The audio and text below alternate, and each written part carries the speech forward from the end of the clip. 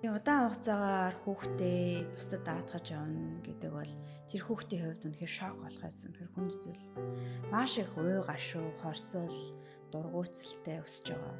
Тэгээд тухайн хүүхдэд шок болж илэрж байгаа нь юугаар илэрх үү гэхлээр шин, орондоо ингээд нэг шээдэг болчихно.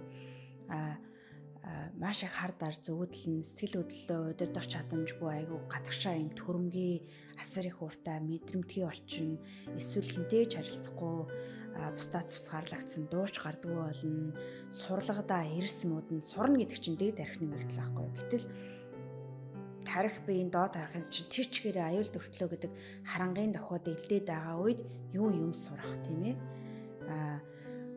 Тэр сурлага эрс мууддаг болдог.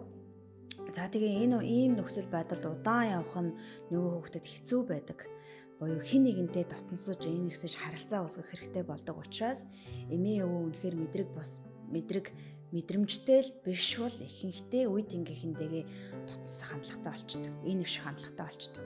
Тэгэхээр үе тэнгийнх нь юу гэж бодно, үе тэнгийнхээ таалагдана гэдэг хамгийн эрхэм зорилго болдог.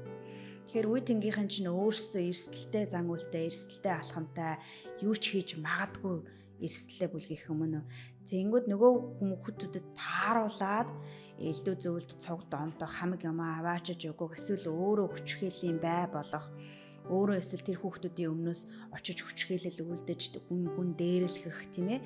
Тэгээ хамтдаа янз бүрийн эрсдэлтэй зан алхмууд оролцох гэх мэтчлэнгээр ийм байдалд орчиндоо тоглоом нь донтох гэх тийм ээ. Гэх мэтчлэнгээр тэр магадгүй хүүхэд насны энэ үйл хахралтай ч бас их холбоотой байж болно.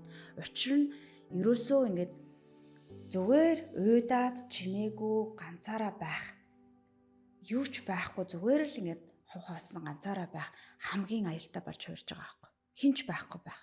Тэгэхээр тэрийг ямар нэгэн юмар зайлшгүй тогтмол нөхж явах хэрэгтэй болдог.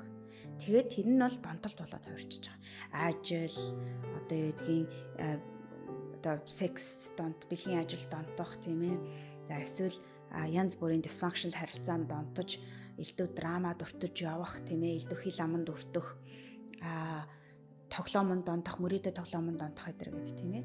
Тэгээд хайрыг ихэнхдээ ийм гадаад хүчин зүйлсээс буюу хайрлаж байгаа гэдгээ ээж аав ихэнхдээ ингээл мөнгө өгөөл ингээл мэдрүүлж исэн бэл мөнгөтэй их эрүүл бус харилцаатай болох нь би.